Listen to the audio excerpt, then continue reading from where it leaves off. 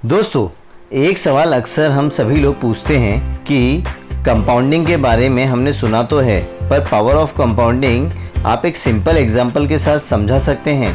Power of compounding क्या है? Power of compounding एक मैजिक है।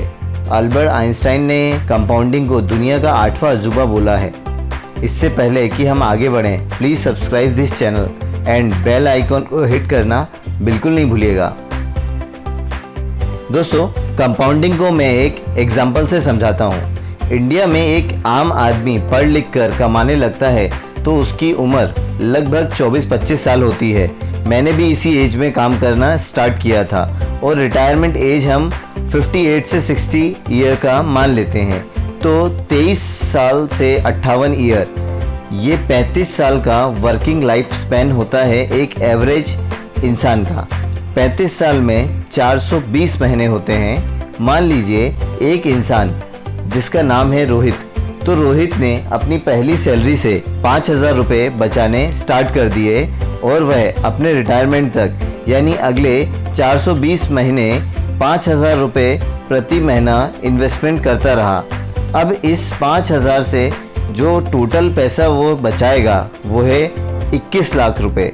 और अगर रोहित को इस 21 लाख रुपए पर 6% का रिटर्न मिला तो जानते हैं ये अमाउंट कितना हो जाएगा? 21 लाख रुपए से 6% के हिसाब से 420 महीने के बाद उनकी जो फंड वैल्यू होगी वो है 71 लाख रुपए।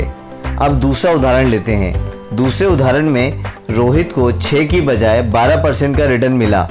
बचाए उन्होंने इस बार भी 21 लाख रुपए, पर जानते हैं ये 21 लाख रुपए जुड़कर अब कितने हो गए हैं? ये हो गए हैं लगभग 3 करोड़ 22 लाख। पहले उदाहरण में भी 21 लाख बचाए, दूसरे उदाहरण में भी 21 लाख बचाए। पहले उदाहरण में 71 लाख हुए, जबकि दूसरे उदाहरण में रिटर्न के डबल होने पर टोटल अमाउंट डबल नहीं हुआ, वो 4 गुना से ज़्यादा बढ़कर 3 करोड़ 22 लाख हो गया। ये क्यों हुआ? ये हुआ कंपाउंडिंग के जादू के कारण। पावर ऑफ कंपाउंडिंग में जो रिटर्न आपको मिलता है वो आगे जाकर प्रिंसिपल बन जाता है, फिर अगली बार उस पर ज़्यादा रिटर्न अर्जित करता है और ये सिलसिला चलता रहता है। लंबे समय में पावर ऑफ कंपाउंडिंग का फ़ायदा लेने का सही तरीका है म्यूचुअल फंड। तो आपको इसमें SIP या वन टाइम इन्वेस्टमेंट जो भी आपको अच्छा लगे वो करना चाहिए। पावर ऑफ कंपाउंडिंग में 2 स्तंभ थे जो आपने देखे, एक था रिटर्न और दूसरा था जो सबसे इम्पॉर्टेंट है वो है टाइम। लंबी अवधि में SIP आपको ज़्यादा रिटर्न देगी। जितना ज़्यादा ड्यूरेशन होगा पावर ऑफ कंपाउंडिंग उतना ज़्यादा काम करेगा।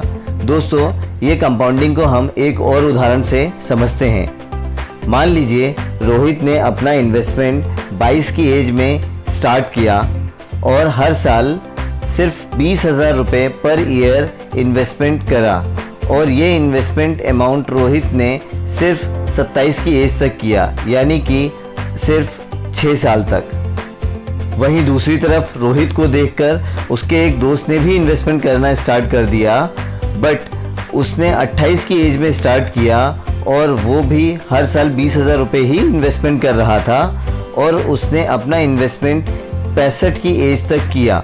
दोनों को सेम रिटर्न ऑफ इन्वेस्टमेंट मिला, दैट इज़ 12%, पर इन दोनों को मिलने वाले पैसों में ज़्यादा फर्क नहीं था। पर बात ये आती है कि रोहित का प्रिंसिपल अमाउंट ओनली 1,20,000 था और इसके दोस्त का प्रिंसिपल अमाउंट 7,60,000 था, पर इन दोनों को रिटर्न लगभग सेम मिला। इस उदाहरण से हम ये समझते हैं कि हमारे इन्वेस्टमेंट जितना जल्दी हो उतना जल्दी स्टार्ट कर देना चाहिए, जिससे हमें लॉन्ग टर्म में एक अच्छा रिटर्न मिल सके।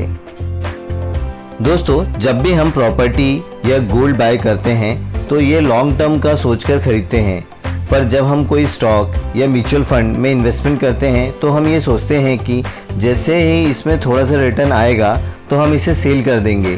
तो यदि आप स्टॉक और या म्यूचुअल फंड में इन्वेस्टमेंट कर रहे हैं तो वो भी लंबे समय के हिसाब से ही करना चाहिए, क्योंकि पावर ऑफ कंपाउंडिंग का जादू आपको लंबे समय के बाद ही देखने के लिए मिलेगा। अगर आपको ये जानकारी अच्छी लगी हो तो इस चैनल को सब्सक्राइब करके लाइक करिएगा।